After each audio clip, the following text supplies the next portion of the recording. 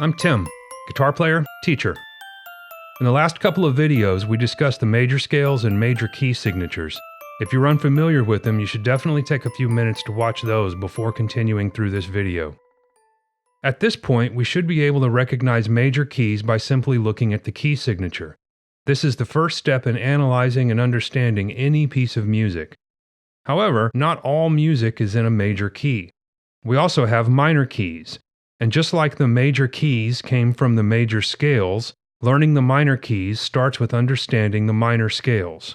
But unlike major scales, where we have only one scale to learn for each key, there are actually three different minor scales that we need to discuss.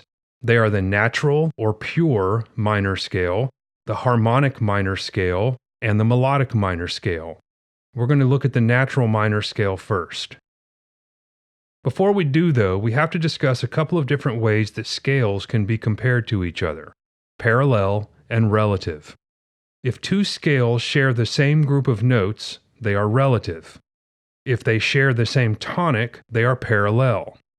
First, we're going to be focusing on the relative comparison.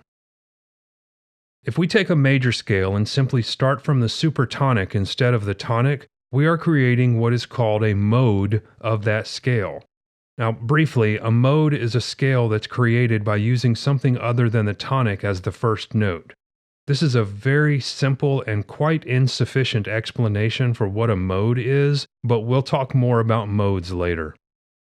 For example, the B-flat major scale is made up of B-flat, C, D, E-flat, F, G, A, and B-flat. Starting from the supertonic but using the exact same group of notes, we would get C, D, E-flat, F, G, A, B-flat, and C. This scale is called the second mode of B-flat major. It's actually named C Dorian. Again, more about modes later. But this is an example of two relative scales. They share the exact same group of notes but have different tonics. B-flat major is relative to C Dorian. Since there are 7 different notes in each major scale, there are 7 different modes, or relative scales, for each major scale. The one I want to focus on is the 6th one. This is called the natural or pure minor scale. In our B-flat example, it would be G, A, B-flat, C, D, E-flat, F, and G. So we would say that B-flat major is relative to G natural minor, or vice versa. This means they share exactly the same 7 notes but have different tonics. Since they have the same group of notes in them, they would also share the same key signature. So a song that is written in B-flat major will have the exact same key signature as one written in G minor. This can certainly make recognizing the key a little more complicated, but we'll get into that in a little bit. This is the basis for where minor keys come from. Every major key has a relative minor key. It will start on the 6th note of that major scale and share the same group of notes. Again, since they share the same notes, they also share the same key signature, so I'll add them to our line, and I guess I'll call it the major-minor key line instead of the major scale line. I'll put a link in the description if you want to download this new version of it.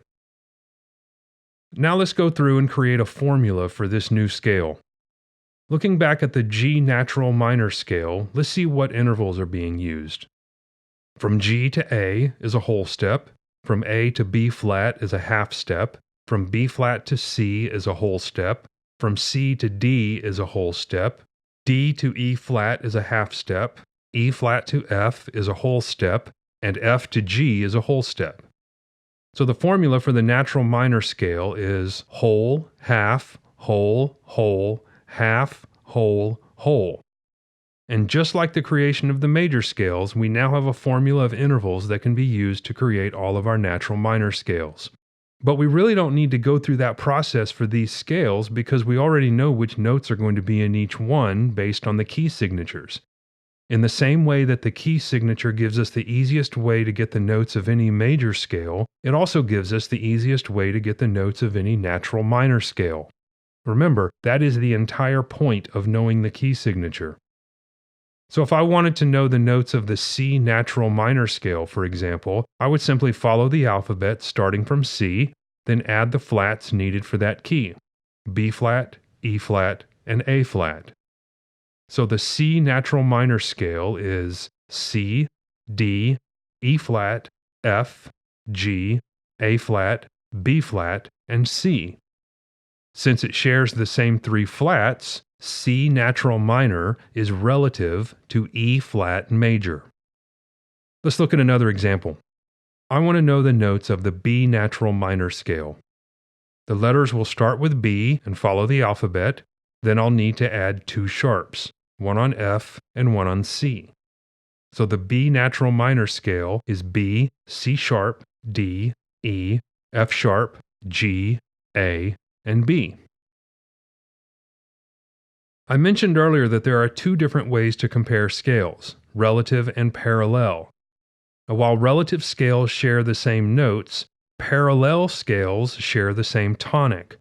In other words, while the C major scale is relative to the A natural minor scale, it is parallel to the C natural minor scale. By comparing these two scales this way, we can see that the natural minor scale has the third, the sixth, and the seventh notes all lowered. This is actually another way to come up with the notes of the natural minor scale. For example, if I take the E major scale, E, F sharp, G sharp, A, B, C sharp, D sharp, and E, and lower the third, sixth, and seventh notes by 1/2 step, I would get E, F sharp, G, A, B, C, D, and E. These are the notes of the E natural minor scale. So we would say the E major scale is parallel to the E natural minor scale. Looking at the accidentals in the E natural minor scale, we would see that it has one sharp on F, which would make it relative to the G major scale. And in the G major scale, E is in fact the sixth note. So either way of finding the notes of this scale, we end up with the same result. Now, this way of looking at the natural minor scales can be useful when simply building the scale, but it often causes students to see the minor keys as simply an adjustment to the major keys. This is somewhat of a mistake. While the relativity between major and minor scales is helpful when first recognizing the minor key signatures, and in fact will come up in analyzing music, and the parallel relationships can and will be helpful when finding the notes of any other scale, or later on chords, it is very important that the minor keys be thought of as their own keys, not just major keys that have been adjusted. When we look at the names of the notes for the natural minor scale, they all remain the same except for one. The seventh note is no longer referred to as the leading tone. For reasons that I'll discuss in the next video, the seventh note of the natural minor scale is called the subtonic. Again, the reason for this will be covered in the next video. So this is where the minor key signatures come from. Now, when looking at a piece of music, we must look a little further than simply the key signature to determine the key. Most of the time it's pretty easy to tell whether it's using the major or relative minor key, but not always.